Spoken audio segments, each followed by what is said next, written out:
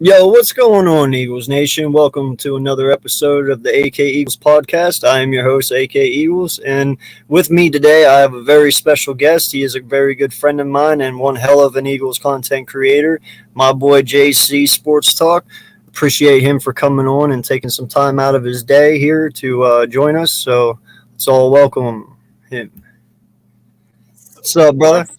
What's up, man? Hey, I love the intro, man. I love the beat, man. Had me behind the stage, like just dancing it up, man. I love it, man. Man, like I was saying, man, it's been a while.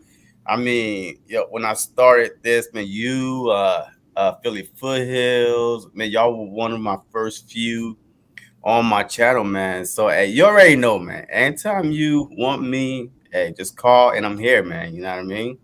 Yes, sir, and I appreciate that, man. And for all you guys out there, if you don't know who this is JC Sports Talk, also known back in the day as JC Eagles Talk. But yeah, definitely go ahead and sub up to him. His description is, or his link is in the description below. And yeah, man, listen, you are right. We have not talked in a very, very long time. It truly feels that way, and I think it has been that way. So let's just do a little refresher here, catch me up.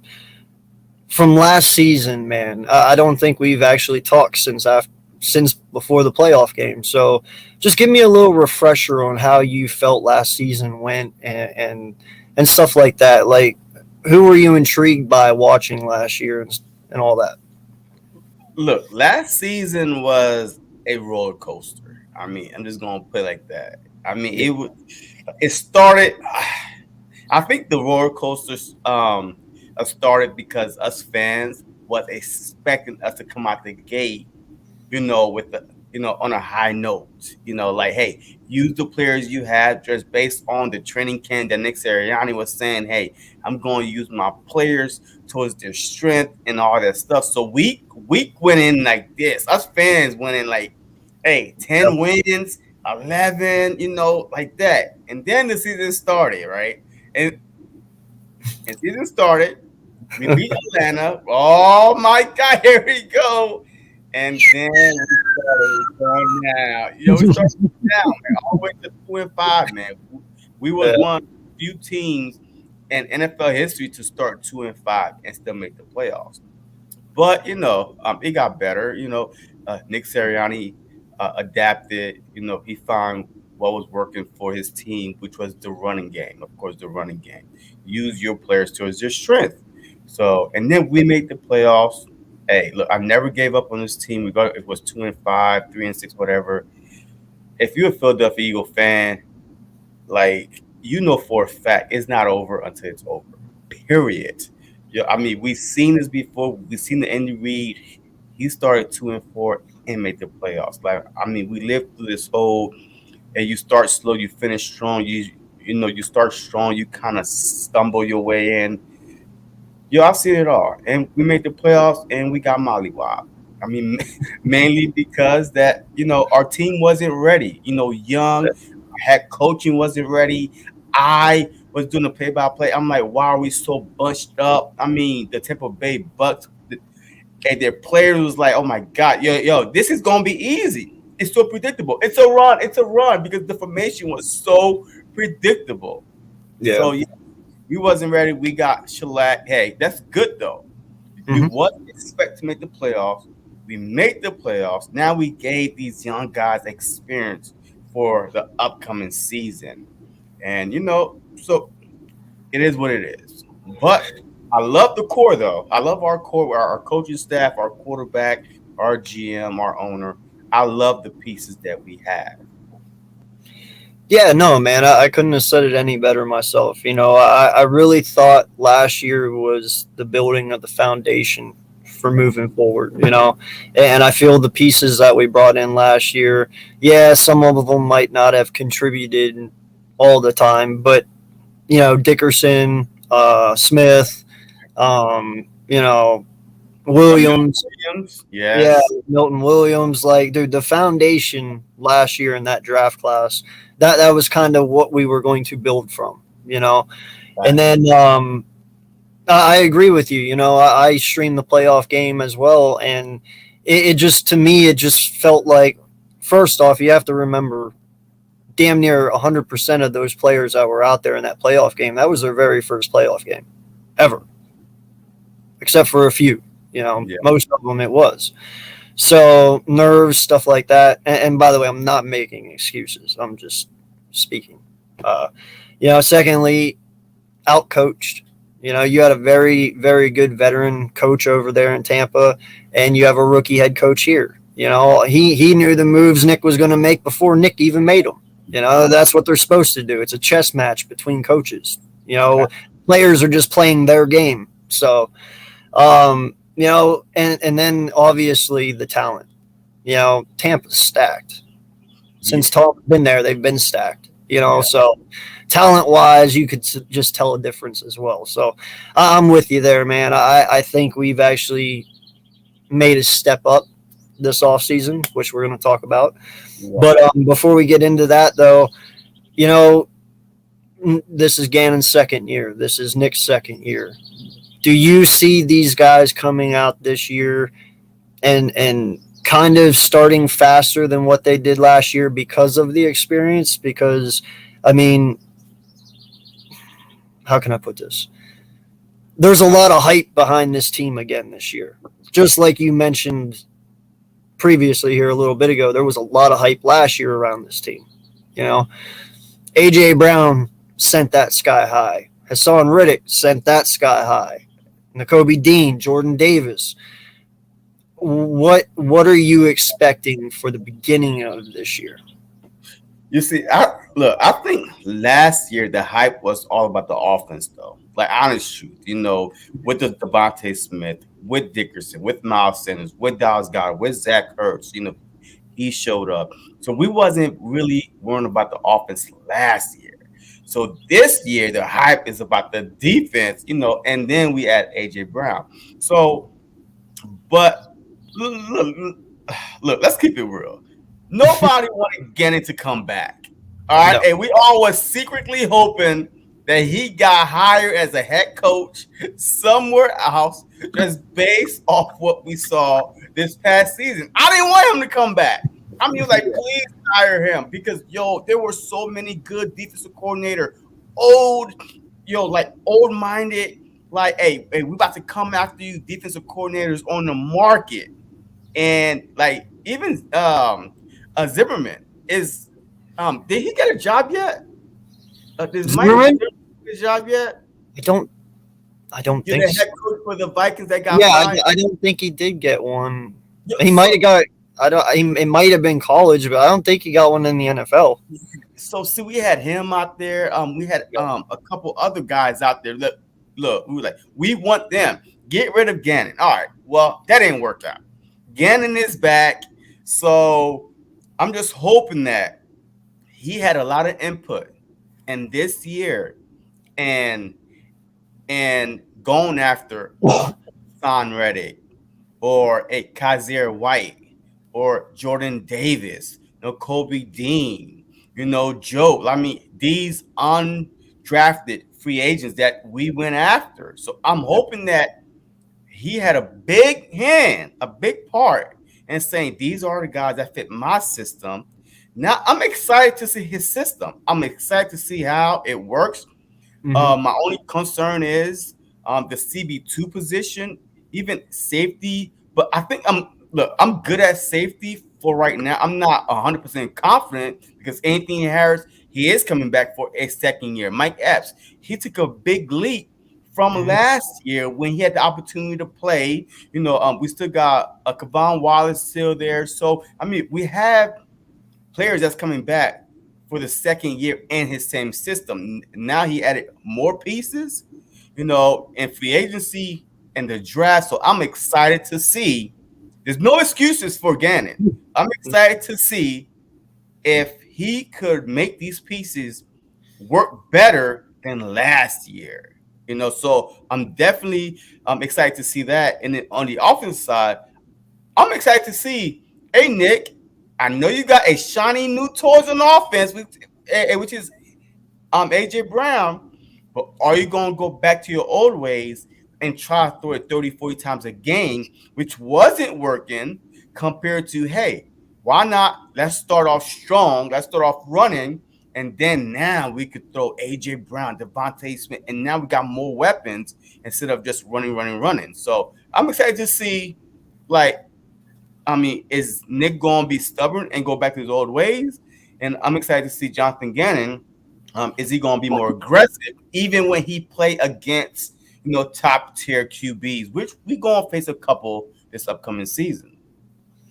Yeah, man. No, like on the defensive side of the ball, I like what you said. You know, it does seem like Nick had a lot more say this year, and they brought in people that they feel could fit his scheme, like Jordan Davis, White, Riddick, because we all know that he wants to kind of do a hybrid type defense. He wants to do a 4-3 and a 3-4.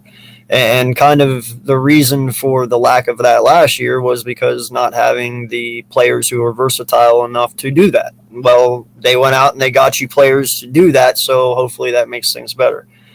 Safety, I'm with you, man. I believe, listen, Marcus Epps did not do anything spectacular last year. Okay, he didn't. But you're right. He made that increase, that jump, that progression that we all wanted to see. The kid is a hard hitter. Hard hitter. I mean, he will lay somebody out. He always seems to be at the right place at the right time. You know, he's got good instincts. So I do like what we have there. Kayvon Wallace, he's failed me. He made me look stupid. But hopefully he can turn that around. I mean, he was a rookie. I mean, he was the rookie, and he got hurt a few times. So I know. You know, he really didn't really like. Yes, he talked a lot of crap though. Yeah, hey, I expected him to make a bigger jump last year and have more of an impact, and he didn't. But that was his first year though. So, and then you had McLeod in there. That was his second. Wait, was it? Wait, was this is his third year coming in. He's coming into his third grade. Yo, yeah, that's what I'm saying. So he's kind of failed me so far. Yeah. But CB2, you know, I hear a lot of people out there saying that they want us to go after Bradbury. They want us to, you know, maybe even possibly Xavier Rhodes because he has that connection with Gagnon or Woods. I mean, or wait, Woods. Yeah. You know, so, but I'm actually on the opposite end of that. You know. Oh yeah, dude. In all honesty, you know, I would rather go out for like maybe Chuck Clark or go and get Bates. With the Ravens, though, you're talking about trading. Yeah, I know, and you could get even Bates for a 2023 second. You know, I'm okay with that because here's the thing, man. For the first time in a long time, we have pretty decent talent at our cornerback position. I mean, how long have we looked at our cornerback position and we're like, damn, we just suck.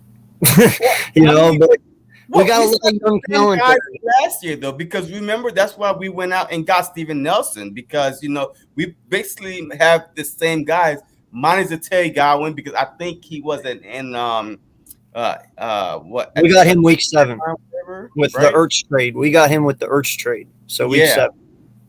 But my thing is, man, when you went out and you got Nelson last year, I understood it. But let's be honest, Darius Slay only has 2 years left. Yeah. Okay. Okay. Yeah. You're going to need somebody to step up in that position. And if you go out and you get a vet right now, sure, you solidify that CB2. But what about the guys that need to move up, like Gowan, like McPherson, like Josh Jobe and Goodrich and all these guys that are trying to compete?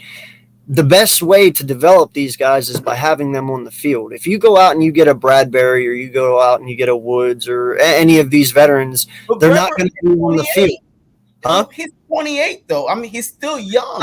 I know, but I'm looking at future, though. Like, who's going to step in for Slay and then who's going to step in for CB2? Like, these guys have to get experience, and the only way they're going to get better is by playing.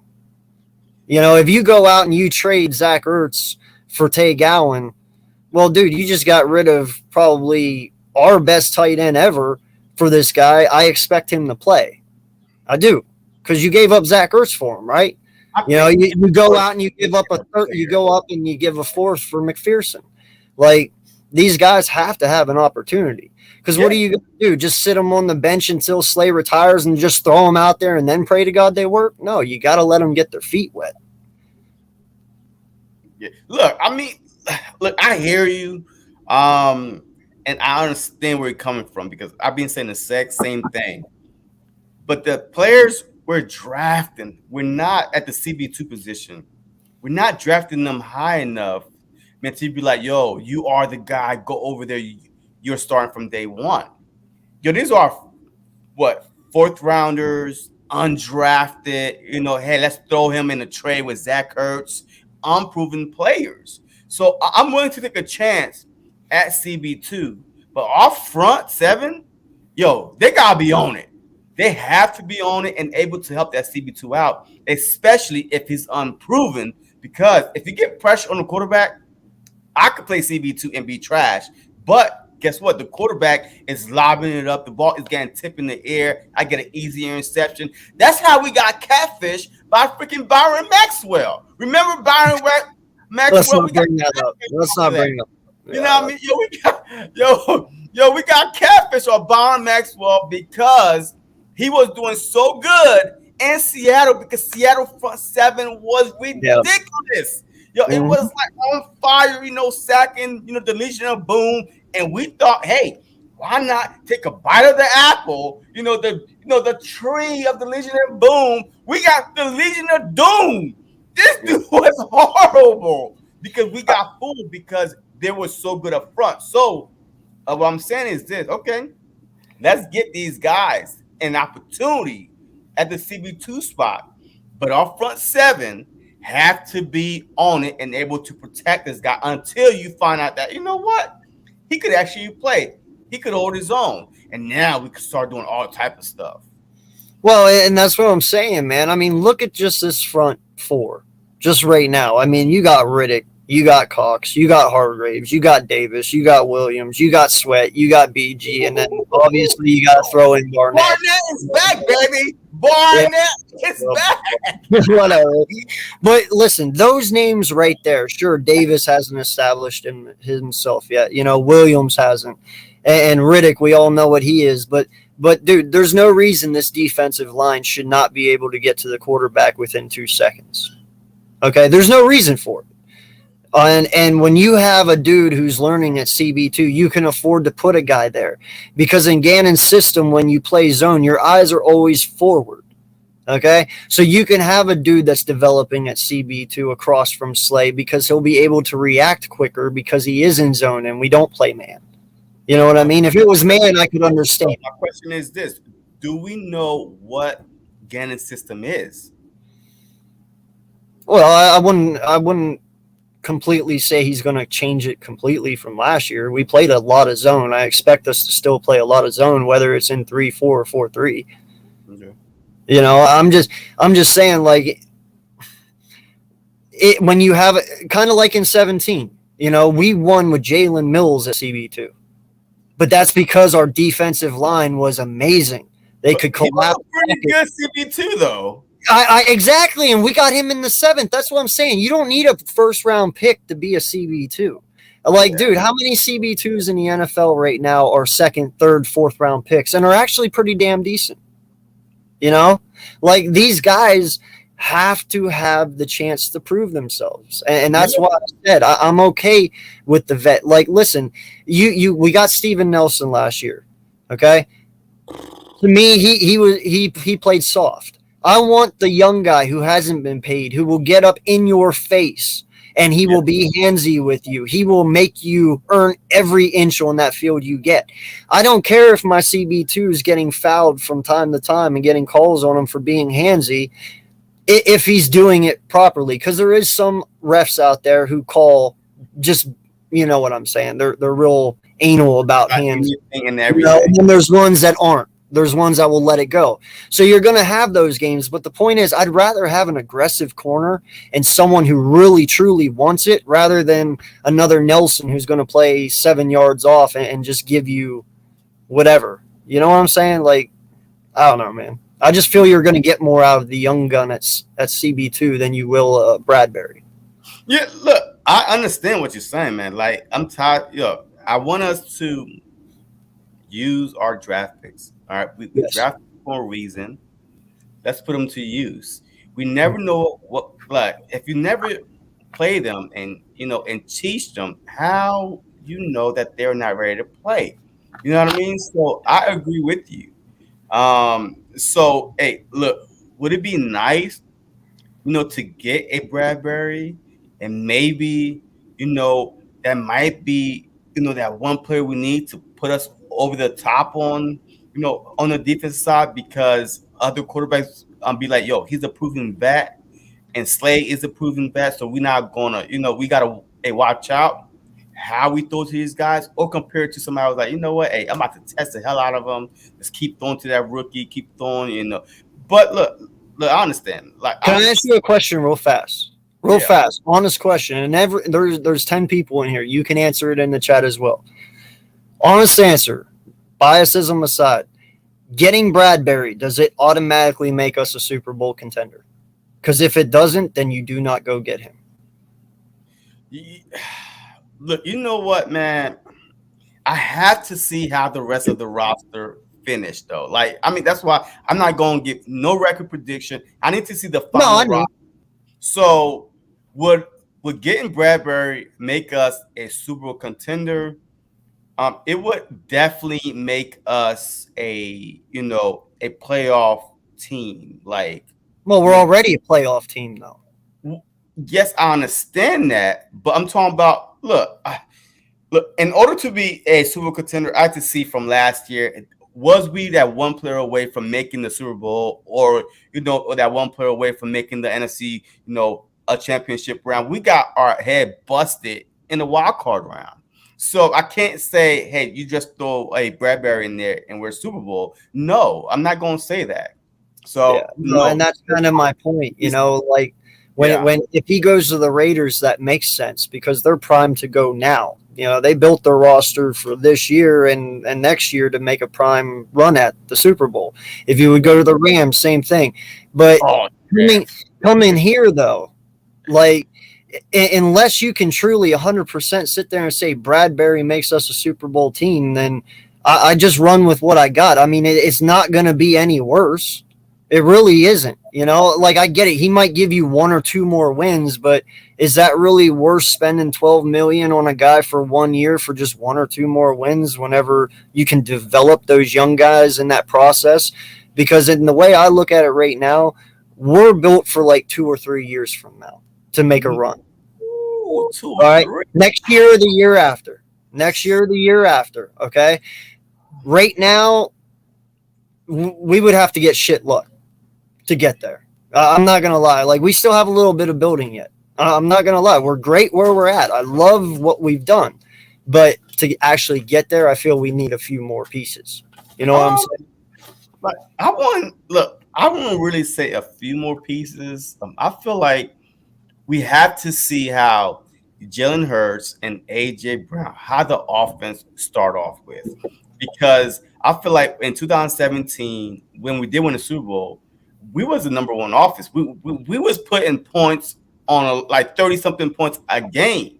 So Mm-hmm. we was putting points on a lot of people, regardless if we were down or not. You knew for a fact, sit back, relax. We're about to score. You know what I mean? So we're about to score, regardless if our defense has started off, hot or cold. You knew for a fact that the Philadelphia Eagles was going to score because game after game after game we was like scoring that much. So we had to see how the offense meshed. Nick Sirianni play call, Jalen Hurts progression. Has he progressed to as being a better thrower of the ball? And yes, he got AJ Brown, his best friend. They train all the time since college in the offseason. I get all that, but we still have to see what we have in him as far as throwing wise, because we know we could run the ball. Look, we know we could run the ball and play solid defense. So, but now we're going to have to see, okay, look, now teams, look, the NFL team adjusts so fast. These coaches get paid to make adjustments. We were the number one rushing team. Believe me, they are coming. They're going to say, hey, you know what? You got A.J. Brown. We about to make Jalen Hurts. We about to make Jalen Hurts beat you. So, beat us. So have him throw the ball.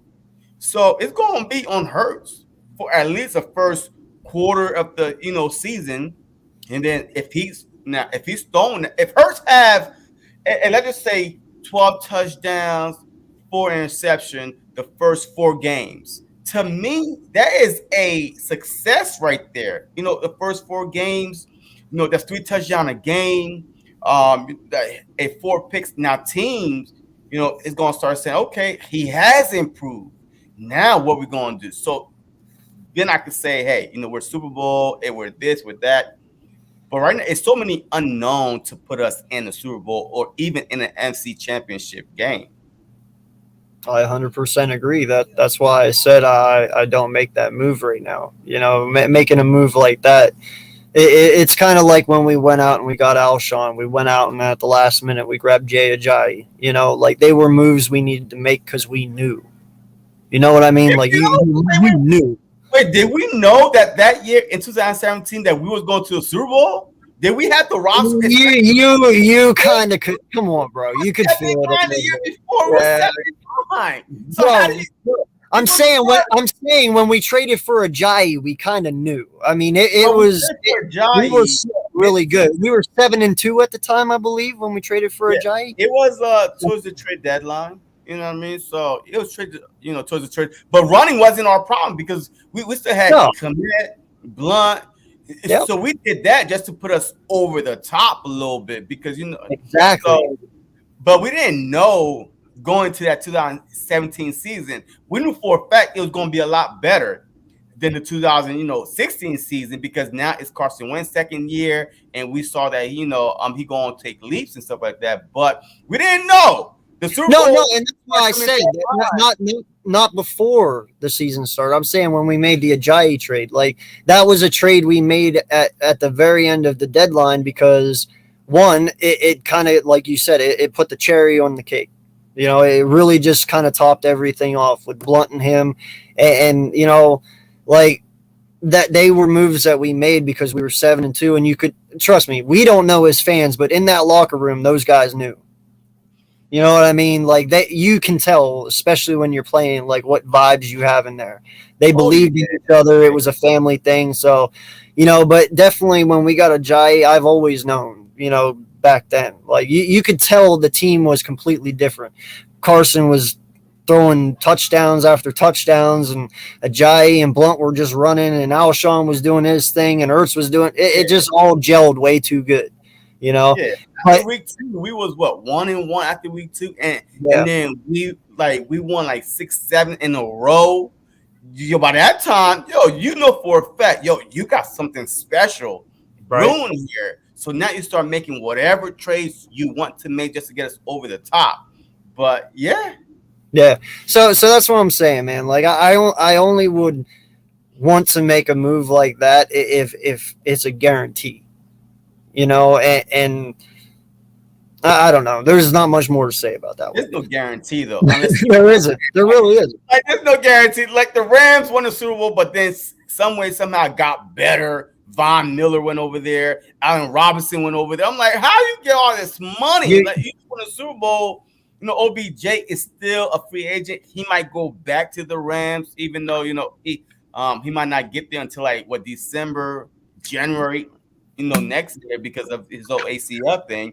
But the Rams got richer.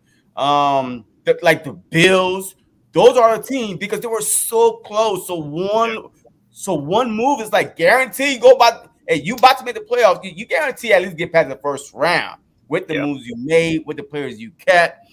But we'll see. Yeah. I'm just really, now that I'm older, like when I was a kid, when you were a kid, we loved the flashy names, like the A.J. Brown signing, awesome. You know, the TO signing back in the day, fantastic. We were like, woo. Nowadays, it's like, dude, I just kind of want to develop our own talent. I'm tired of having everyone sloppy seconds. Now, And granted, I understand the Bradbury one was money. I get that, but I can't truly say the Nelson thing was money. You know what I'm saying? Like Pittsburgh, we all know Pittsburgh's pretty damn good at talent, you know, and them letting him go, that kind of made me, but you know, it is what it is.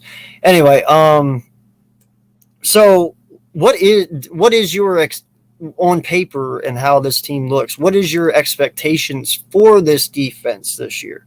I mean, we were 32nd in sacks last year. We went from what we were third in sacks the year before to 32nd last year. Something's got to give there. You see our defense being a lot better, man. oh yeah, I mean, yeah, absolutely. One is like I said, it's the second year in the same system, and two, you have better talent this year. Like on the defensive line, the linebackers, you have better talent in your front seven than you did last year. You know, last year, what we had Wilson that we thought was a great sign, he got cut. Freaking BG went down with the, freaking Achilles. So that kind of hurt. Our linebacker core, like Singleton was waiting for the running back to at least go through the line like 5 yards, and then he jump on their backs, and then he get taken for a ride for another 5 yards before he make a tackle. So Yeah. we had, players in certain positions that really probably didn't know what they're doing, and then Jonathan Gannon, like he didn't know what he wanted to call.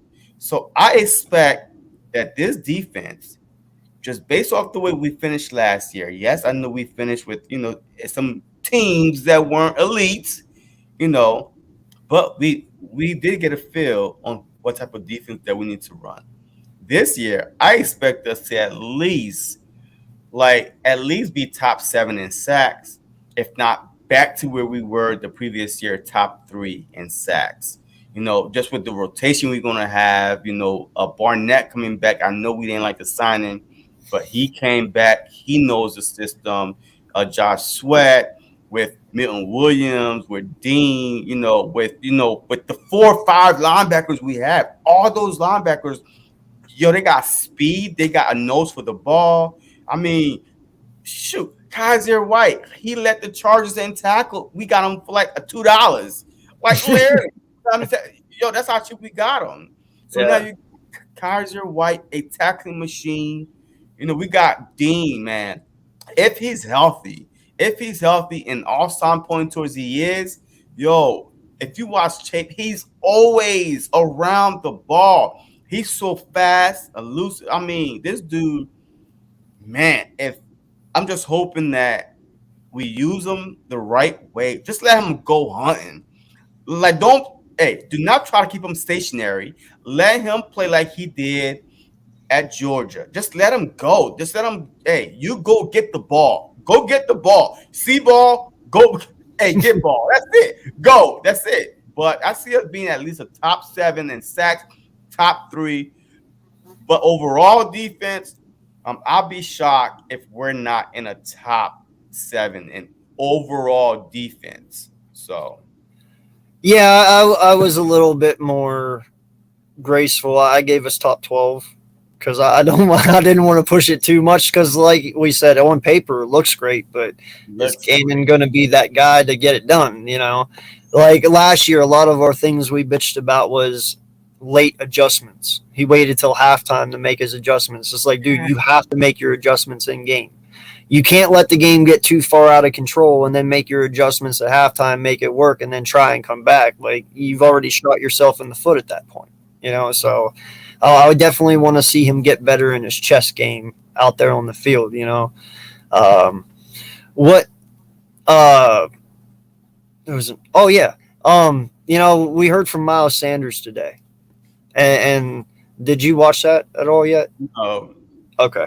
and He seems like he's got his head on straight. Now, granted, that a lot of people still have an issue with him sitting out there saying, well, I'm taking this year serious. And it's like, well, why didn't you take your first 3 years serious? But, you know, you, you put a little depth in there. You have Kennedy Brooks, we just got undrafted free agent, from Oklahoma. I actually really like that kid. I think he might be a nice piece to add on. You got Gainwell, you got Scott, and we don't have Jordan anymore, right?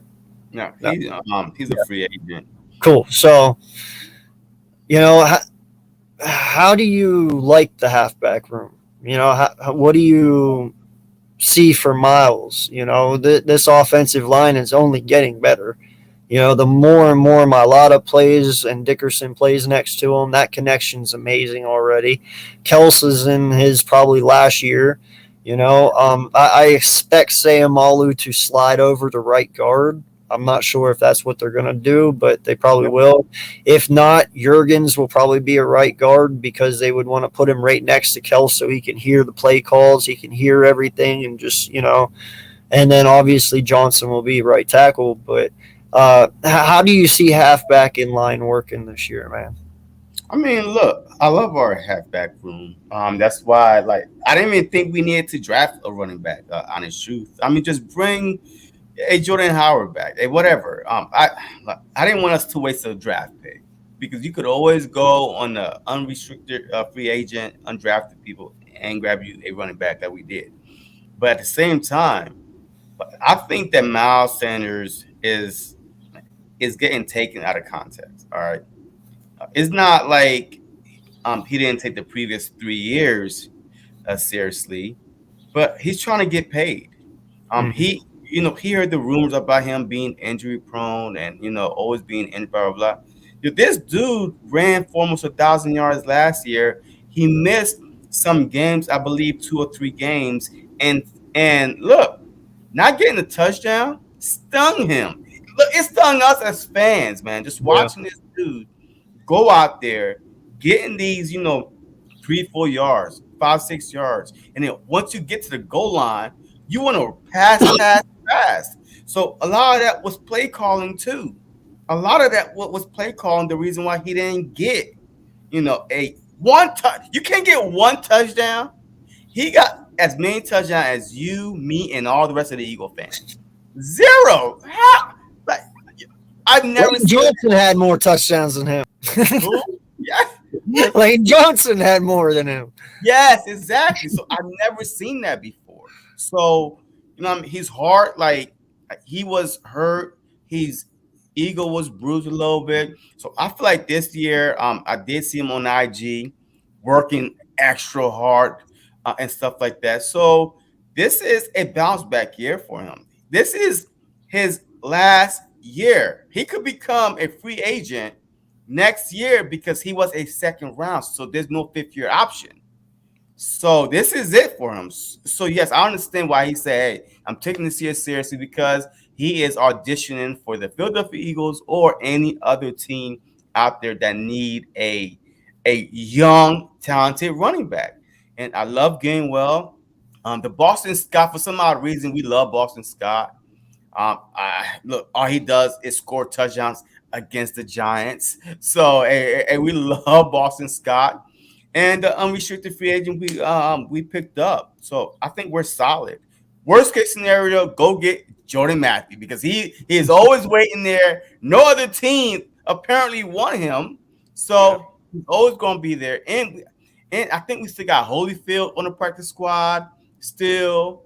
We have that other Huntley. He's on the practice squad still. So Yeah. we still have guys on the practice squad from last year, that knows the system that we still haven't given a shot to. So that's why, I was like, just stay away from running back, just get every other position. But hey, it is what it is. And then the line goes, I love the line.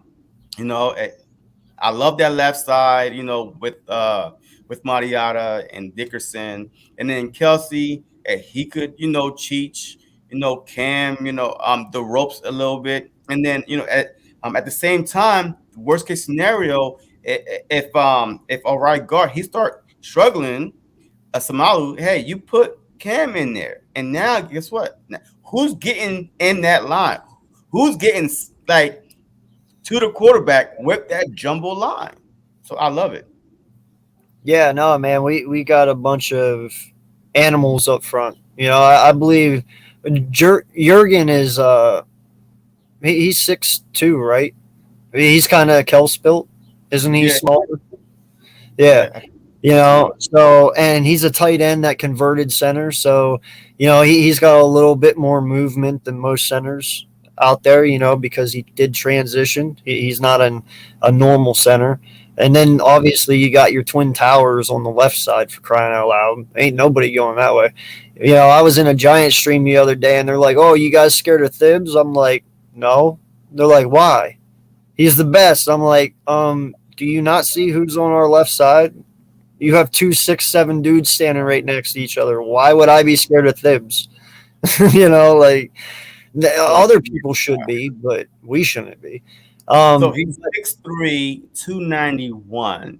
So yeah, he could easily be 6'3", 300 pounds by the time the season starts. A pure muscle, you know what I mean? Like the whole training camp, So hey, and Kelsey is what, 6'2"? six So two. this Yeah. Kelsey, yeah. So Now, Eagle Slayer has a question here. He wanted to know who has more pressure on them this season, Hurts or Gannon, in your opinion? it's Jalen Hurts, man. I mean, he's literally on a 1 year deal every year until we resign him. Like he's literally on a 1 year audition, especially with the 2 first-round picks that we have next year. You gave him some weapons. You gave him his best friend in the world, a tight end. That he played with in OU back in the day. Shoot, I forgot his name. What Calateria? I can't say it right now. I got So to work. yeah, so he's about 6'6", a big tight end, so he's familiar with. He got a Devontae Smith, Wes Watkins, the same group of wide receivers he had last year. So the report should be there. And outstanding, a top three. I'll be shocked if the Eagles are not a top three offensive line with PFF ranking, because last year they had Dallas at number one. I think we was number 4 or 5. But this year, just based on what we did last year, with us being the number one running team, we should at least be top three, if not top two, in the league. So now we have, Dallas Goddard. I mean, so he has a lot of pressure on him. Just like you can say the same thing for Tua. They gave Tua, everything he needed to succeed. Like Wilson, wide receivers with Hill, two running backs. I mean, but Moser and other guy. I'm telling you. So Second. these, yes. So these young quarterbacks in Hurts and Tua, there's no excuses for these QBs unless they're being, handicapped by their coaching. Now, are you going to be a smart coach and put them in the right play calling, or are you just going to be dumb? You know what I mean? Because a lot of this team, young guys, veteran guys, you need a coach to know your skill set, to to play, to call the right plays. But still, it is hurt because Gannon could be fired and go be a head coach. And we saw that. You know what I Yeah. mean? He could be fired and go be a defensive coordinator. Hey, look, hey, he'll be fine. But Hurts, he if he don't succeed next year, he's replaced, because the Eagles, you could easily say, Eagles on the offensive side is one quarterback away. Now I gotta ask this, man. What I want to get your opinion. What is a failed season for Hertz this year, and what is a I can accept it and keep going forward with him season for you? Just in your opinion, for Uh, you, AC. a failed season is him not improving from last year. When I mean improving from last year, you can't have another a 16 a touchdown year and a 9 interception season. You just can't, regardless how many rushing touchdown you have. But you're a quarterback at the end of the day. So that's one. The second one was, if we got worse, our record got worse. We made the playoffs last year. I mean, if we do miss the playoffs, was it your fault? Was it because of your interceptions and stuff like that? If his stats are good, we're making the playoffs. If his stats are good, we're making the playoffs. So it's all on depend. Like, does he develop? You know, yeah, he can't be the exact same Hurts he was last season, regardless how many rushing touchdowns he has. He has to throw at least for. I don't want to put a cap on it. I said minimum 25 TDs. If you throw for 25 TDs, have about 10 picks, I could live with that. That means that we were scoring and our defense was not stopping anybody. So, but how we look at that like that? Would Jeffrey Lurie look at that like that? I don't know. Well, see, and that's my biggest thing because when you talk about Jalen Hurts, it's really hard to kind of put this man in a box with somebody else. You know, like for instance, I asked the question: say Jalen Hurts comes out this year and he throws for 3,200 yards again, same as what he did last year, and he has 22 touchdowns and we'll just say 6 interceptions. But his QBR is 102 and his accuracy rating is at a 92. Now, granted, he didn't get better yards wise, but his touchdowns went up, his interceptions went down by 3, but his QBR and his accuracy went way up. Is that okay with you? Because you got to look at it this way, man. Is Jalen Hurts in anyone's eyes a 4,000 plus yard passer every year? Can he be that guy? 3,500. Can he be a 30 plus touchdown quarterback a year? I'm not going to say that he can't, but I'm going to say he won't be because his legs, because he does run, which will take away passing yards, which will take away throwing yards. So it's really hard to sit here and say what's acceptable and what's not. Yeah. You know what I mean? Because if you add on his rushing yards from last year, his 800 rushing yards, and then you add in his, what did he have, 6 touchdown rushes or something like that? Yeah, he had 10 rushing touchdowns. 10, yeah. And almost 1,000 yards rush. He had about 900. That counts, right? Yeah. I mean, to me, rushing touchdowns, passing touchdowns, a touchdown is a touchdown. My eyes, he had 26 touchdowns and 10 interceptions last year. Because you have to add the rushing in, whether it's not throwing or running. A touchdown is a touchdown. He scored it, whether it was with his legs or with his arm. You know what I mean? So that's why it's really hard for me to truly evaluate him to that point, because I don't think you're ever going to see Jalen Hurts be a 4,000 yard passer. If he is, he'll be right at 4,000 or 4,100. But you're not going to see like no 5,000 yard year. You're not going to see 38 touchdowns from the kid. You know what I mean? Like, you get what I mean? Yeah. I mean, look, I just think, the eye test will tell you everything that you need to know. I mean, we all could see that last year he did struggle with his, with his throwing guys open and just waiting until they wide open and then try to throw late. Yeah. Devontae Smith was, heated over that in the playoffs. We all seen that. Mm-hmm. Are we going to see something different? Like, I really think because the stats are so overblown that it has to be the eye test. It has to be the eye test. Did he improve? I mean, is he dropping the ball on the money?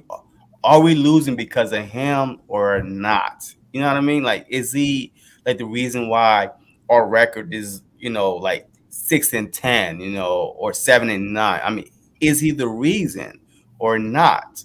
Because there's some, great quarterbacks out there and their records stink because their team stinks. So, but they're still a quarterback. I mean, they're still the franchise quarterback. So you can't really judge everything off of wins and losses. But at the same time, is he the reason why you're not winning? Yeah, no, I feel you, man. And I got to ask, dude, because it's going to come. The time is coming eventually. It is coming. Something is going to happen, and you're going to get some radical fan out there calling for Carson Strong. We all know it's coming. It's only going to take one bad game, man. But listen, this kid had a lot of. He's still on the roster.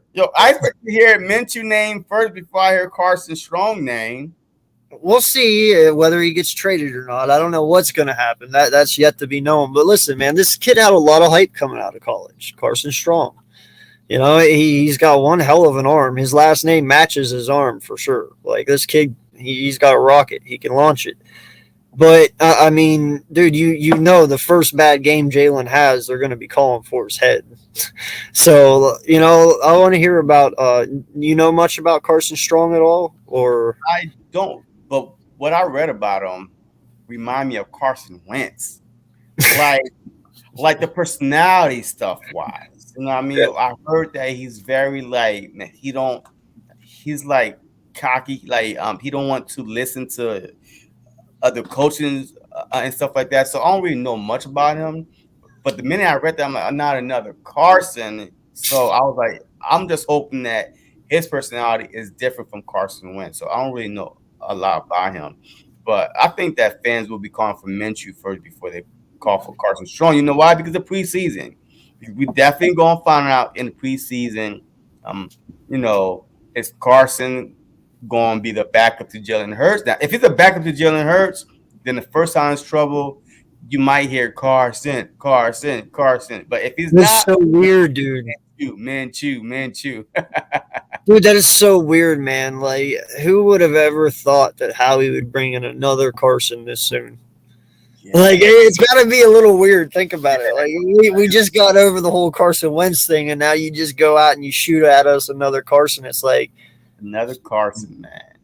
Yeah. not So, sure. I'm not sure how I feel about that because it's like, dude, okay, whatever. how do you feel about Carson Strong? I mean, do you know much about him? No, listen, I know a little bit about him. Like I said, the kid's got a rocket for an arm, man. Like I'm not gonna say it's a Pat Mahomes type arm, but he can really drive the ball. You know, Mm-hmm. he's got a cannon. He's 6'4", 240 pounds, I think. So he's kind of a big quarterback. You know, like Wentz was, just an inch shorter. Um, Out he of can, Nevada, he said yeah, he's 6'3", 226. His arms is 32 inches. Hey, whatever that means. yeah, His hands is 9 1/8. yeah. Um, yeah, but his prospect grade was a 6. Yeah, no, he was supposedly projected to go like third, fourth round.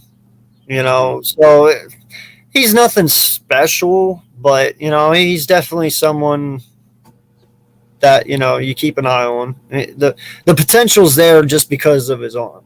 We'll just put it that way. You know. But let's get to the dynamite, man.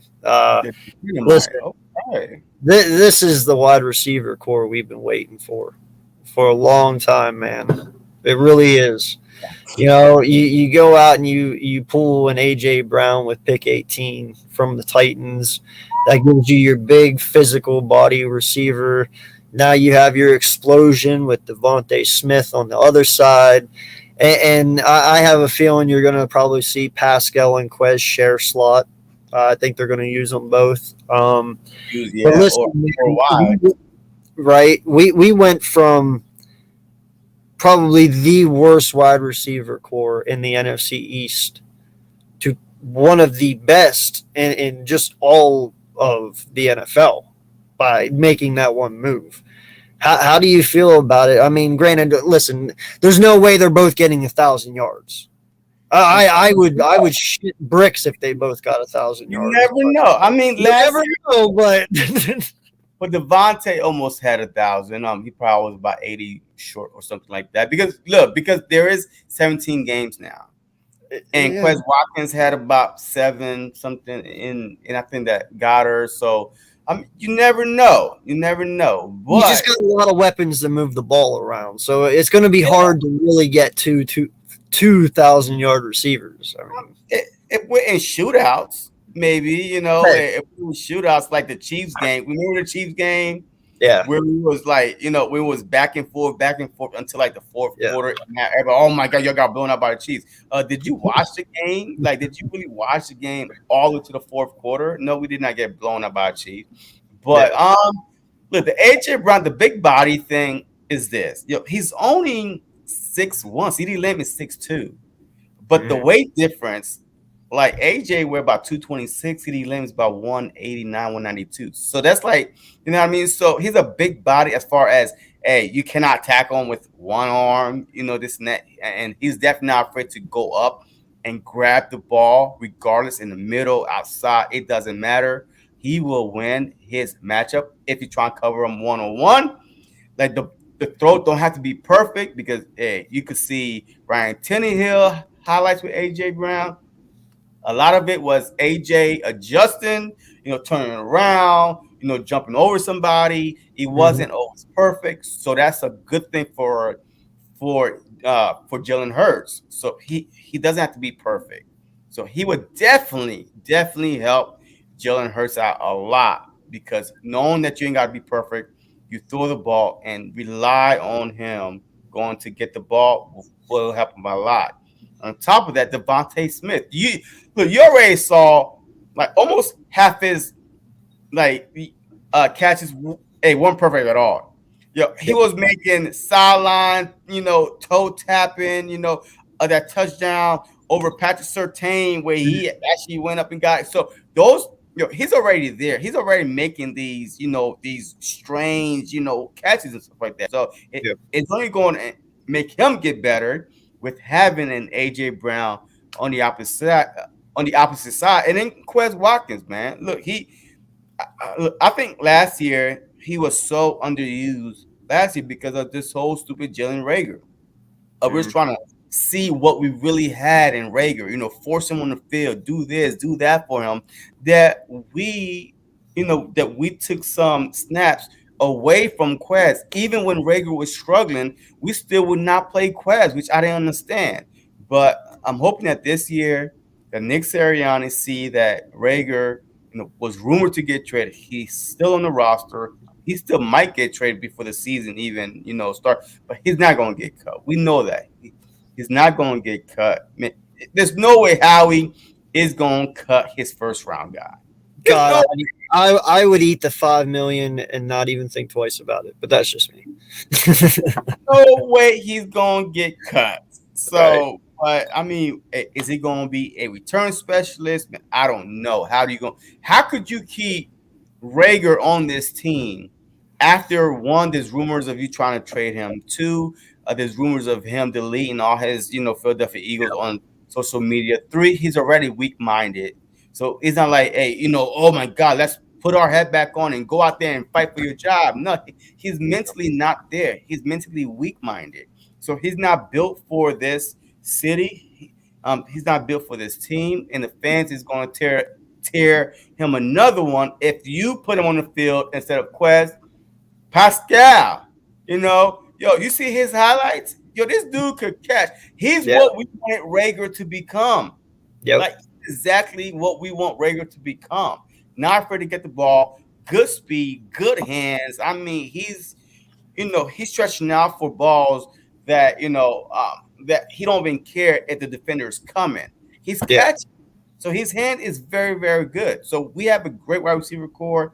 So I don't know where you put Rager at. I really don't know, man. Water boy.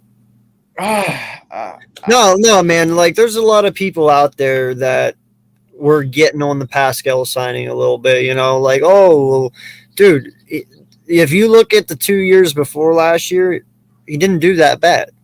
You're right. He actually can catch, but he had a down year last year. But let's look at that, shall we? You Well, the didn't only thing the I need ball to that much. say is it's Carson Wentz. Of course, you're going to have a down year. So that's the only thing I can say about that. But besides Jalen Hurts, man, who benefits from this AJ Brown signing the most out of everyone on this team? And where do you have us wide receiver duo ranked out of the whole NFL so far, just between AJ and Smith? Where do you think they fall out of all 32 teams? All right. So In your opinion. look, your first question. Hey, I'm going to give you two people that benefit the most. One, Nick Sirianni. He could call his plays, and Yeah. knowing that you have a wide receiver, that you could call play for him. and he could catch the ball. He's reliable. So Nick Sirianni playbook should expand this upcoming season with the quick bubble screen and whatever play call you want to call. Hey, Nick Sirianni should say, "Hey, I got a good wide receiver. Unlike last year, let's go and let's throw it to him." And Devontae Smith. Devontae Smith is obviously the clear, a winner here. But there's another guy in Dallas Goddard because there's no way you could double team Goddard. So I mean, he will eat this upcoming season. Hey, you see how last year Hurts was going to him a lot. Mm-hmm. Unfortunately, Goddard had a few drops, but Hurts was starting to rely on Goddard, the big body type receiver, one-handed catch. So I think that, but Nick Sirianni has to be a winner in this whole AJ Brown, trade. And Devontae Smith, you can't look. He's only going to get better. I mean, he's only going to get better. He's already good and making these ridiculously, good catches. So Mm-hmm. those are right there. But as far as where we rank in the division, because I'm going to take the wide receiver core as a whole, not just one player. So as a whole, I would put us number one as a whole because you do have a Pro Bowl, a Pro Bowl wide receiver that's proven, only 24, but you also have a Heisman Trophy winner last year where people could not stop. So no other team had that. Even if you go to Dallas, yes, you have CeeDee Lamb, but then you take a dip to James Washington, and in that rookie they drafted, yes, Gallup is gonna come back, but maybe that's November, maybe that's December. Who knows if he's gonna come back completely healthy? So then you go to Washington. You got Terry McLaurin, and then you have Johan Dotson, another rookie. We don't know what he has in the NFL yet, so there's no way I'll put him over a Devontae Smith or CeeDee Lamb or or even maybe James Washington because we know what James Washington is at least in the NFL. And then you got the Giants, Tony and Galladay came and stayed healthy. Shepard. Pepper.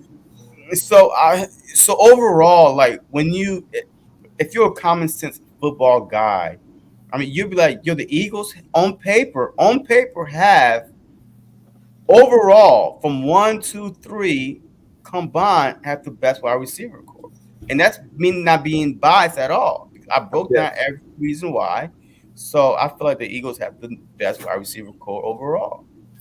No, and you know what, man? You're not crazy to think that. In all honesty, how much does Cooper's leaving Dallas? How much is that going to affect CD? How much of Cooper being there took the eyes off CD and let him be the electric that he was. Now that he is the number one, they're going to double him. Can he handle it? Can he still be that same CD? There's a lot of questions that need asked. Can Dak be Dak without Amari? Like there's so many questions there. So I get it. And Gallup, he's not going to be available right off the bat. And you said it. Trust me, I know who James Washington is. My wife's a Steelers fan. I know all about him. Oh, Dude's James. he's okay. Okay. He's okay. Yeah. He's not Johnson, but he's okay. He's got speed. Yeah, there's Cedric Wilson. No. And Wilson was the fourth best wide receiver last year. Yeah.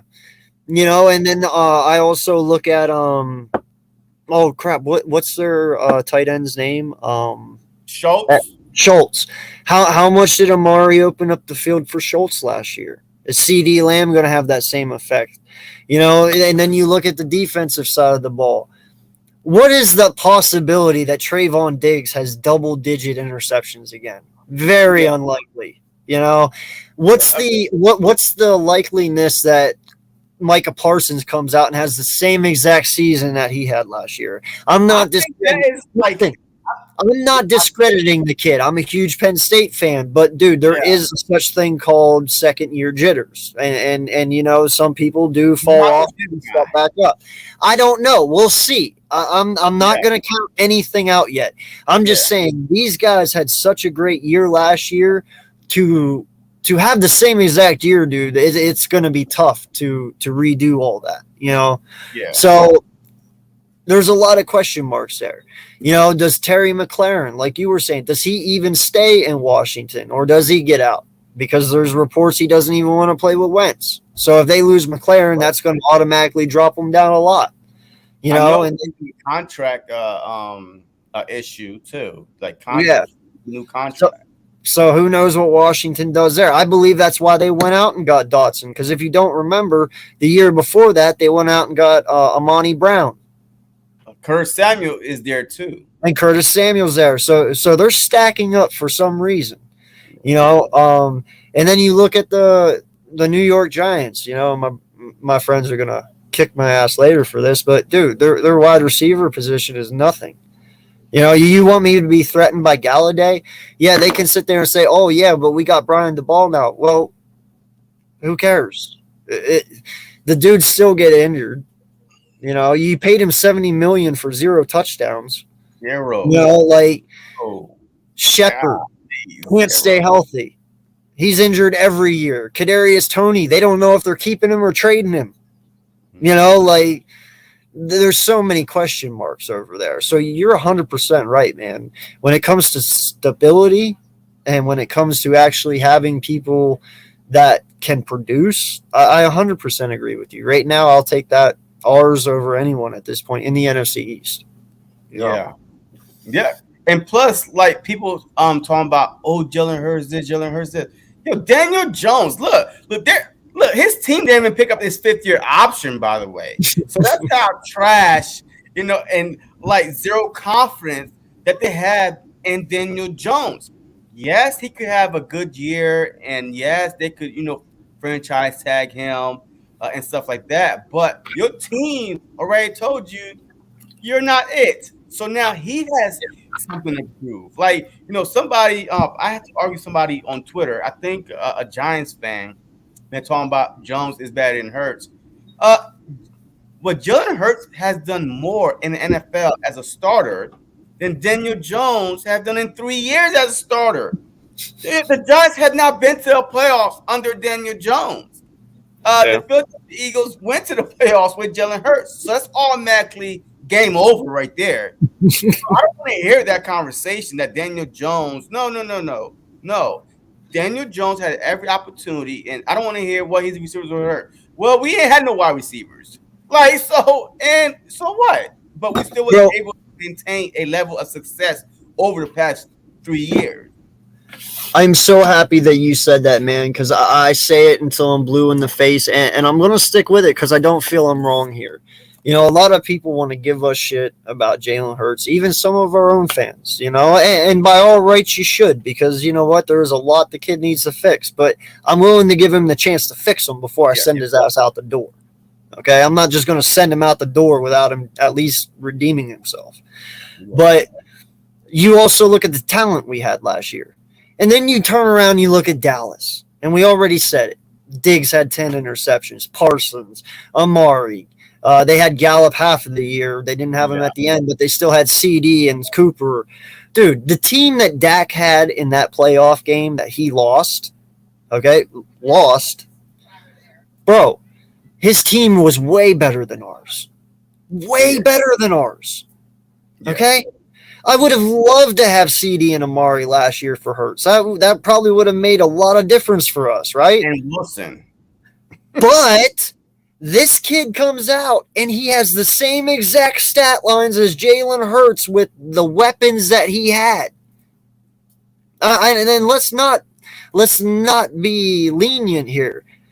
Like I said, he had Cooper. He had CD, he had Wilson, he had Pollard, he had Zeke, he had Schultz. Like, dude, on. And then the defense. And you come out here and you throw 126 yards, 1 touchdown. 6 yards. Dak did in his playoff game. He had the same exact stats. Okay. All right. And that's what I'm saying. How can you have that much better of a team and have the same exact stats as Jalen Hurts, and he's able to walk around freely and Jalen isn't? Same thing with Kyler Murray. Everyone puts this kid on a fucking pedestal, bro. They do. And I don't understand. Like, dude, do you realize he went 1-7 without D Hop at the end of last year?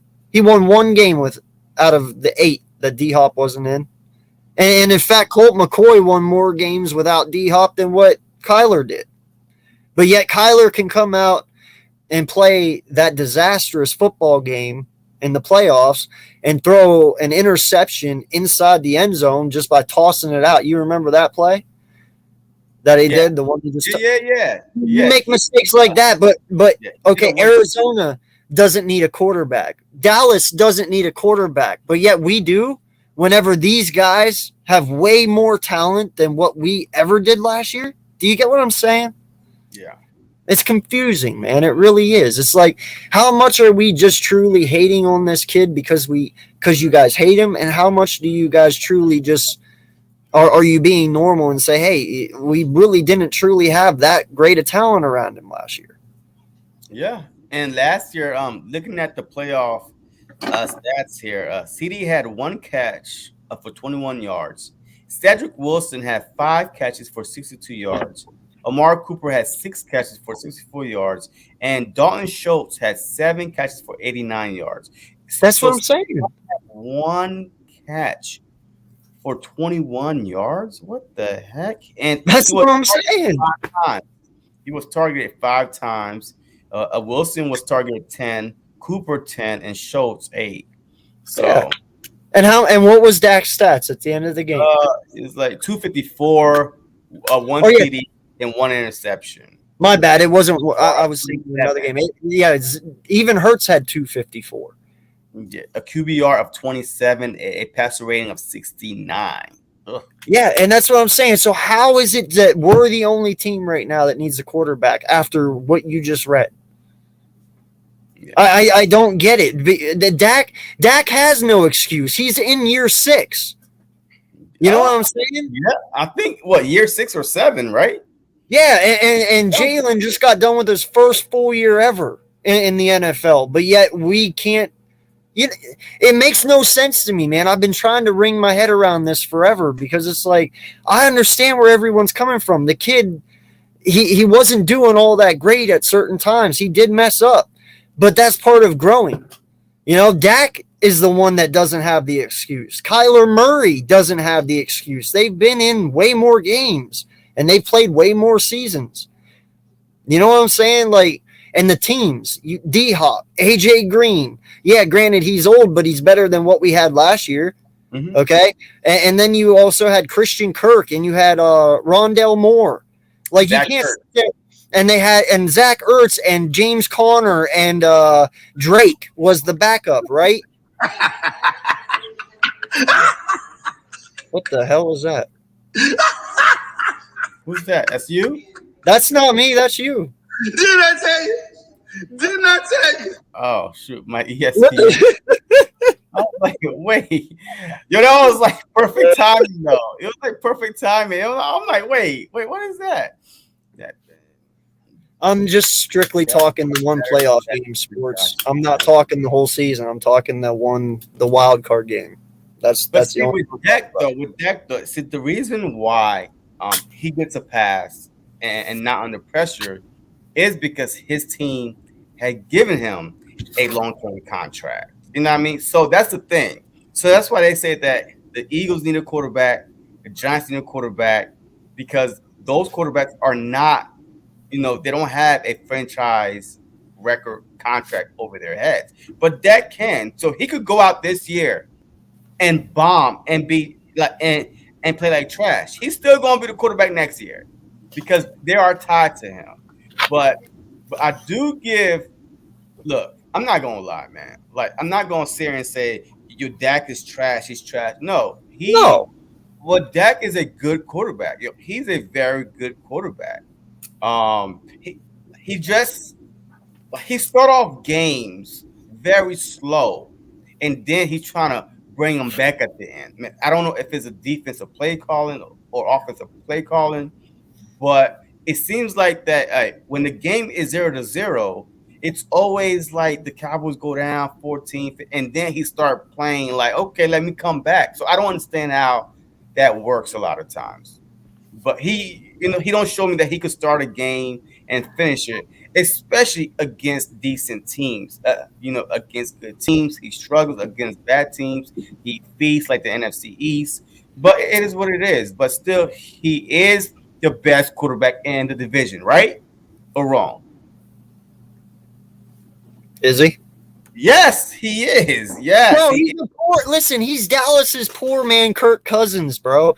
The kid will throw 5,000 yards every year, but he ain't going to win you shit. Okay, I'm telling you right now, he is Dallas's poor man Kirk Cousins. But He I will just get think you 5,000 yards, but he's not winning. yeah, but you know why? Because the Dallas players as a whole and coaching staff always do what Dallas do. They screw up, but it don't really be all on deck though. It's the whole team as a whole. But why Like not? Is it not on Dak? It's always on Jalen Hurts here.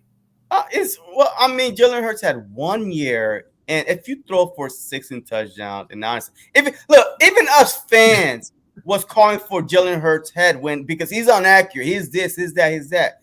So we see what other people see. So it's not like that they No, lie. and I get that, but what my point is though is 1 year compared to 5. Well, Like the mistakes Dak made in that playoff game, he should not be making at 5 years into the NFL. Hurts can make those. He had his first year fully starting.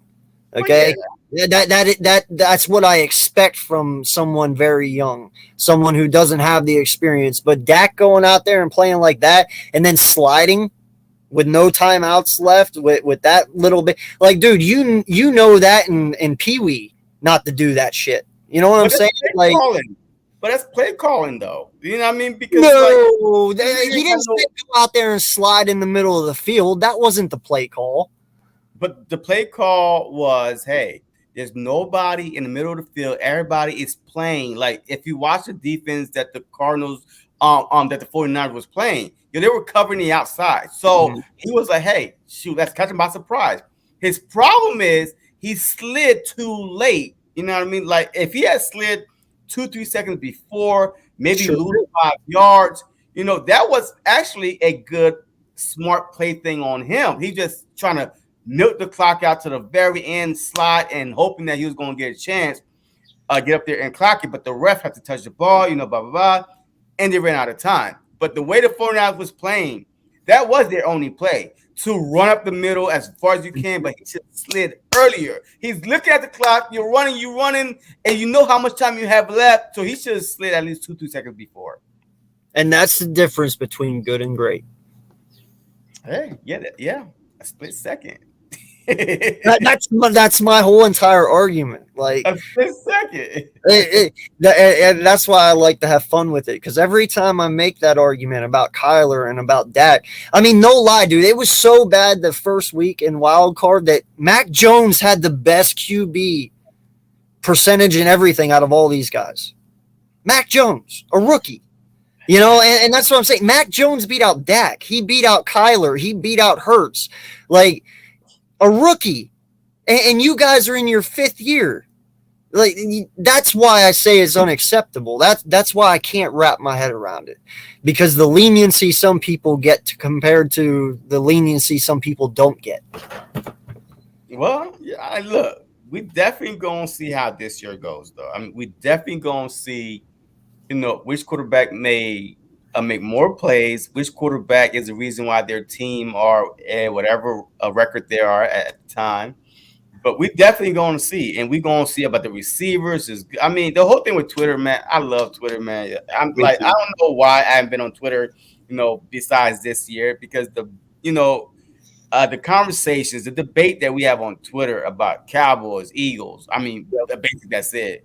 The Washington and, the Giants, I don't know where they at, but it's always Cowboys and Eagles, and especially after our draft, how much hate that that we are receiving now, because we had a good off season, a great draft, and now I don't know if it's fair or hate.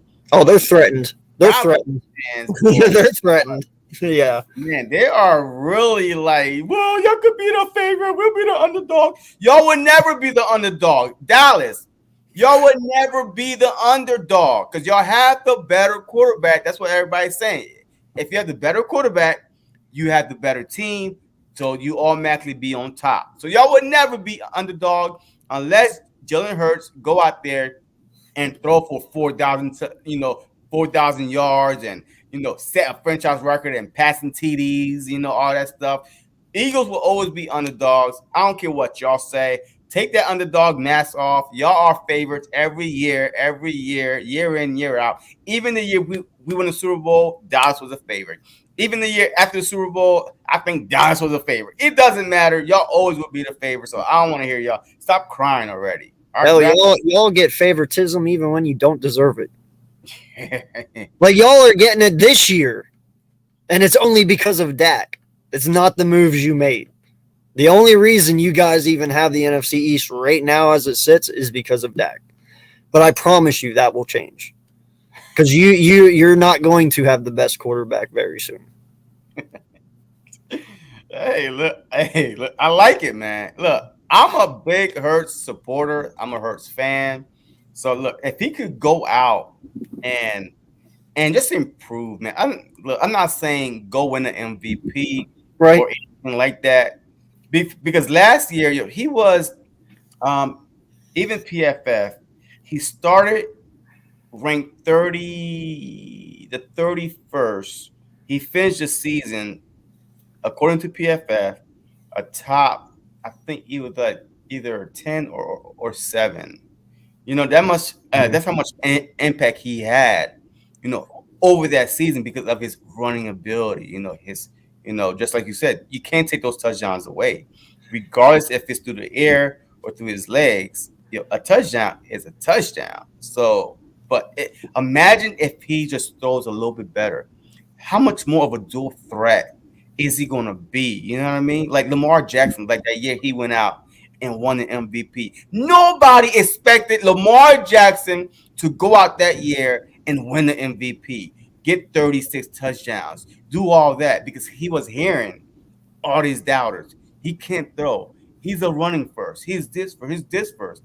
So, and Hurts been working with Tom Brady, with quarterback coaches, you know what I mean? So he's listening. He's just not out front in the media saying, "Oh, I'm going to prove them wrong. I'm going to do this." He's just silently just working behind the scenes, and he's just going to let his work, talk for itself. Well, and see, man, that's what I kind of said about the kid towards the end of the season last year. The first thing that I like the most about him is this kid's dedication to football. Like, he lives and breathes it. This is his life. This is what his dad taught him. His parents have had his back. Like, this is Jalen Hurts, right? Number 2, as far as I know, the kid is not in a relationship. Like, he's single. So literally all his time and effort can be devoted into football. He doesn't have a girl he needs to woos. He doesn't have kids. He can literally wake up. He can live it, breathe it, love it, and go to sleep and do the same thing the next day. Nothing is holding him back. And like I said, the dedication, like that part right there, man, that is what gets me the most. Carson Wentz was out hunting. Hunting. Yeah, he was. He was out shooting big buck and moose and shit. Jalen Hurts is lifting weights and throwing footballs, and he's doing what you're supposed to do. Fact. So, listen, you're only going to get as far in this league as you want to go. Tom Brady is Tom Brady because Tom made himself that way. You know what I'm saying? Like, he went out, he put in the work, the dedication, and the time to be who he is. Same with Joe Montana, same with all the greats that you look at. Aaron Rodgers, they just didn't wake up and decide to be great one day, and that's what happened. No, they literally worked at it. That's the same mentality Jalen Hurts comes into this with. All this kid does is work, day in and day out. So he's going to get better. There's nothing in my mind that says and I hate it when people sit there and say he can't throw, he can't read reads, he can't do this, he can't do that. In my mind, that's you telling me that this kid is stupid. Like, he can't sit there and learn defenses. he can't sit there and read. He can't figure out what a defense looks like and then remember it. You know what I'm saying? Like that's just things that people shouldn't say because the kid is not stupid. His football IQ is off the charts actually. So he knows what he's doing. I just truly think he's never really had because of all the systems he's been in over the last 6 years. This is the first system he's been in consecutively since, for the last 6 years almost. He's had a different offense every year. So I don't know, man. I'm just not one to jump and judge right away. Yeah, look, hey, I agree with everything you said, man. So I really think that hurts. He's gonna prove a lot of people wrong this year. Like we said, hey, we seen a little bit of it. His offseason workout. We hearing the rumors. So he got a good wide receiver. So now I think he's like. I expect him to come out and say, I have no excuses, which I think that is a move, that he probably already thinking. I had no excuses. This is my team. You already heard his press conference. This is my team. Unlike last year, before the season even started, he didn't even know if he was going to be on the team. If it was just starting quarterback, even though we all knew he was a starting quarterback. But this year, man, it's something different knowing that this is my team. Everybody, all your teammates know this is your team. We could go out, just squash all this crap out and who's going to be the starter week one. No, the start from week one. Let's go out and get it. Yeah. And you know what else, man, too, is I really like that I've seen so far from this locker room. These guys go to bat for this kid. Yeah. That's a very big thing, Like, for instance, remember when Andy Dalton got knocked out? Was it last year or the year before? Dallas just kind of walked off the field. Yeah, it was yeah, they didn't even care. They just walked off the field. Like, dude, if somebody knocked Jalen Hurts out tomorrow, dude, Mailata, Kels, all these guys would go to bat for him, That means something. When you got a group of guys who will fight for one dude, man, hey. Yeah. Sure. Yeah. So, well, listen, man, we've been live now for about an hour and a half. I do not want to take up too much of your time. I just appreciate you taking this time out and joining me. But excuse me. What's going on, William? How you doing, man? Appreciate you for stopping in. Jalen has intangibles that can't be taught, but his shortcomings can be improved. He'll be fine. Exactly, man. That's exactly what I've been saying. There's things this kid can do that it's superhuman. Like, for instance, how many quarterbacks in the NFL, probably other than Lamar Jackson, are you going to see do a front flip to try and get a first down? You ain't getting that from Tom. You're not getting that from Aaron Rodgers. You might get it from Pat Mahomes, maybe. I don't know, but not many of them are doing it. You know what I mean? So I just love his heart. So I agree with you, man. But hey, like I said, I appreciate you coming on, man. Is there anything you want to get off your chest or ask me or, before we get out of here? I mean, anything at all? So no, well, see, with the schedule coming out tomorrow, like, what you looking towards? Like, which games are you looking towards the most? I mean, we know we got the Packers on the schedule, the AFC South, so the Titans, the Jags, the Colts, the Texans, and then the NFC North, Green Bay, Chicago Lions, the Vikings, and then I believe we had the Packers in there, but I'm not really sure. We do have the Packers. Yeah. So I'm trying to think. We have in the second place the Cardinals on there. So, which games are you looking towards the most? I will tell you, man, I'm going to get to a couple this year. And in fact, we're going to have to get together again. I'm going to plan on going to the open practices. So we should meet up again. Definitely do that. That was fun last year. I'm definitely going to the open practice again. So for sure, man. So we'll link up there. And still, you're the only person I've met so far out of all this. So you still hold that one.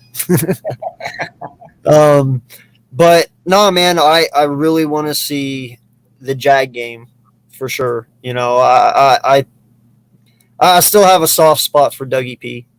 I do.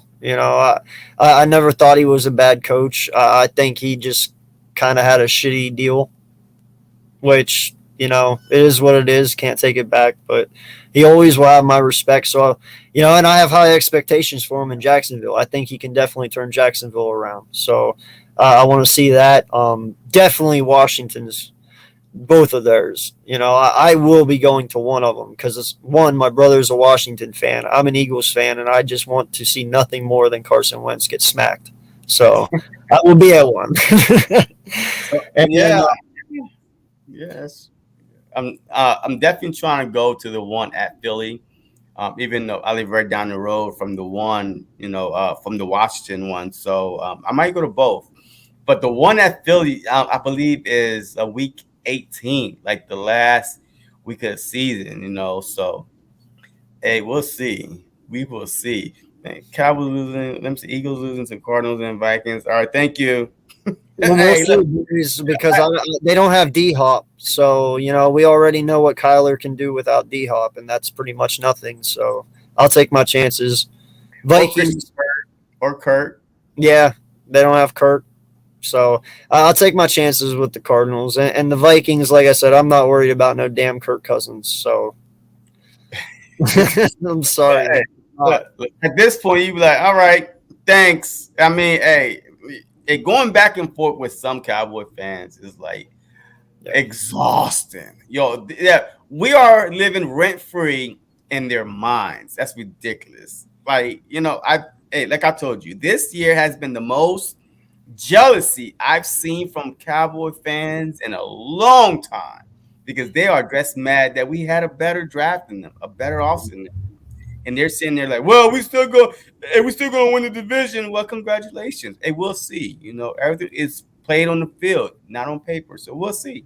And when I say I'm not worried, that doesn't mean like, oh, we're definitely winning those games. I'm just saying I'm not worried. If we lose, we lose. It is what it is. Who am I to, you know?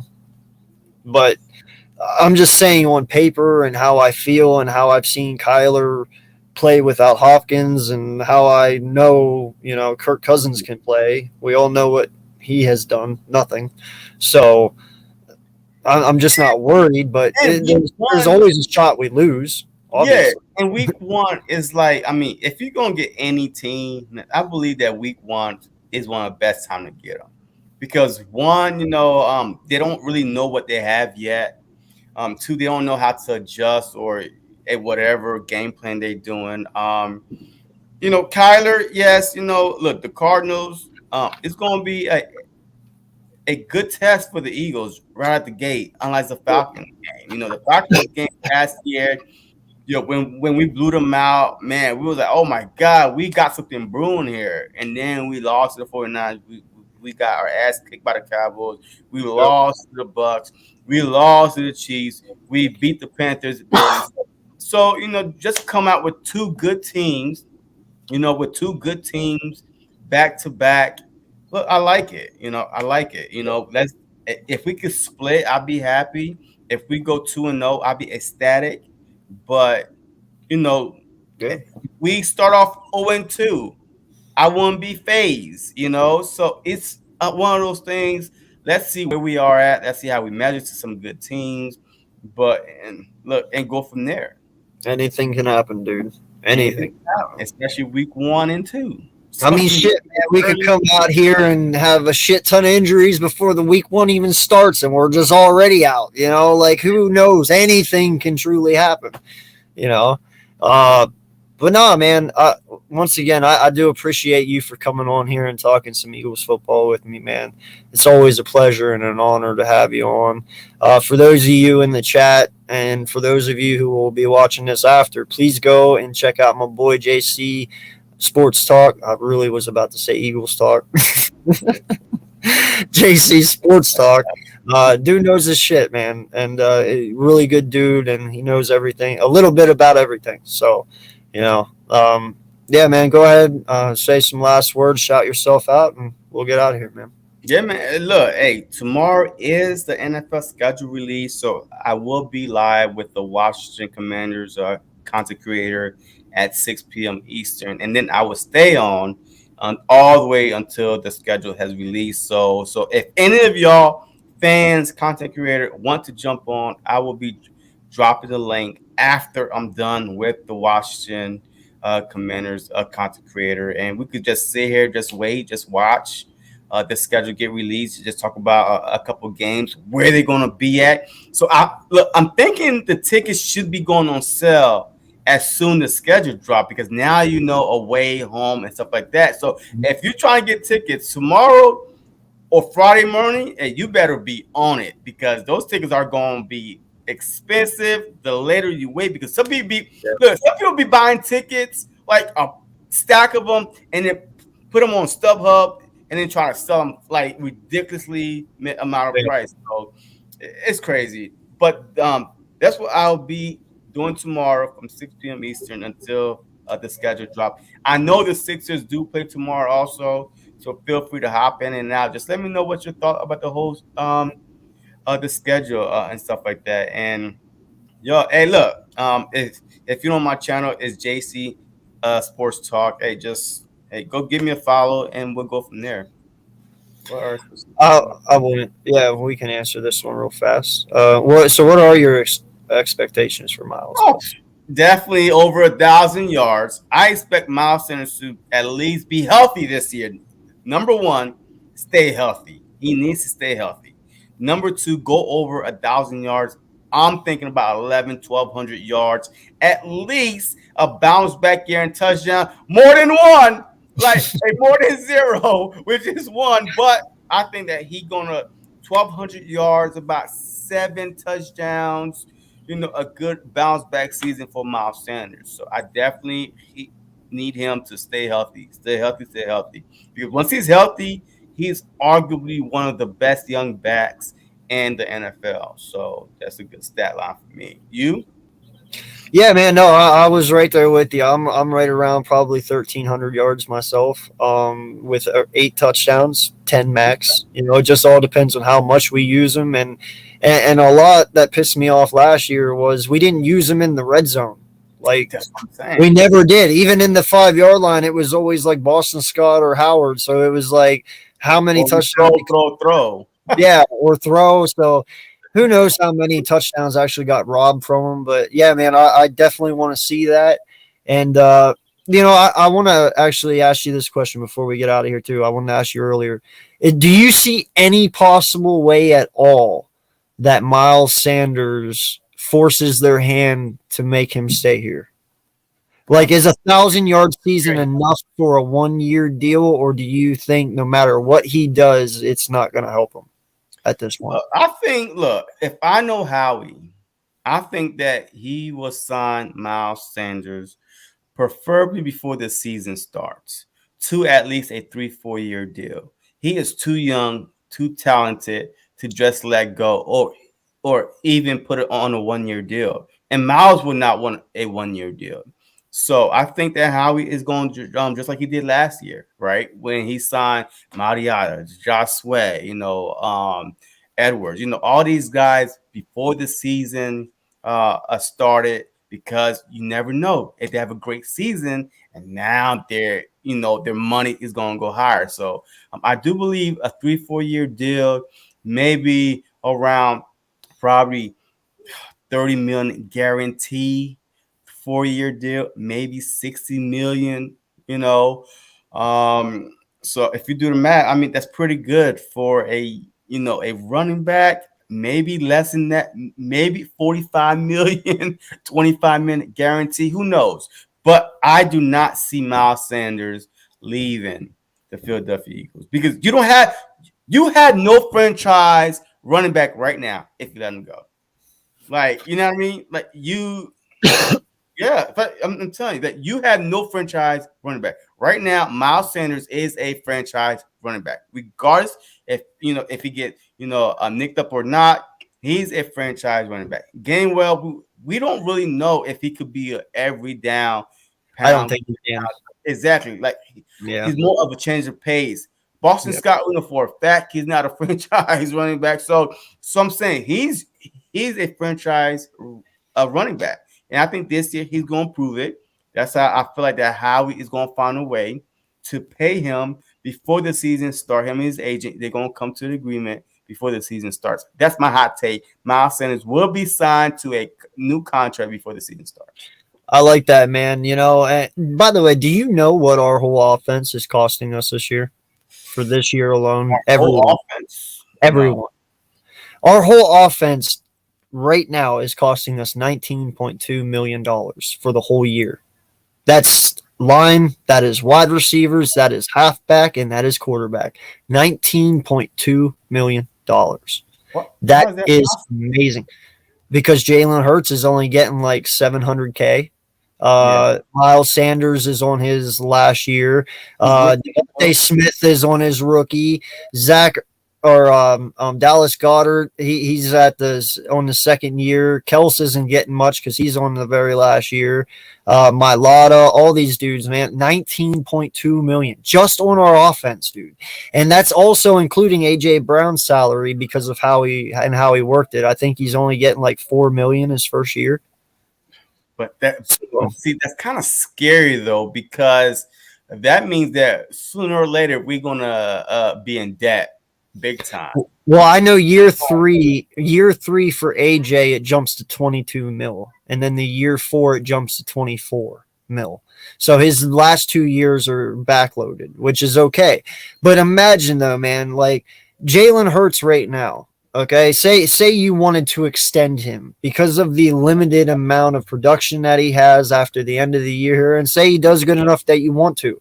You can actually get away with extending Jalen Hurts 3 or 4 years for 25 mil because the kid truly hasn't done anything. Now, if he does come out here and win one playoff game and then we lose, like I said, that's still only one playoff game. He's a second-round pick. You can get away without paying him like Dallas paid Dak, which is a plus for us because that means more money to build around the kid. Same with Miles. If Miles comes out this year and has a 1,300-yard season and 10 touchdowns, you might have to sign him. But like you said, if you sign him early because he hasn't done anything, you might only be able to sign Miles for like $20 million. And if you can get them both between 20 to 25 million, dude, over the next 4 years, that money, because of the TV and everything and the prices jumping up and the salary cap, dude, you could build an insane team with this talent. You know what I'm saying? So that's stuff to keep an eye out for. But 19.2 million. You do a lot. Yeah, but 19.2 million for this offense, dude, that's under 20 million. That is insane, man. Props to Howie for that. Yeah, definitely, man. Yeah, I mean, look, I'm excited to see. I just gotta see the finished product. Are we gonna make a move at DB or not? Are we okay with the safety position?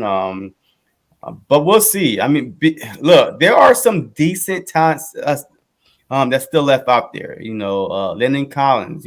He's still out there, and I believe Joe Hayden. He might still be out there. So there's a couple.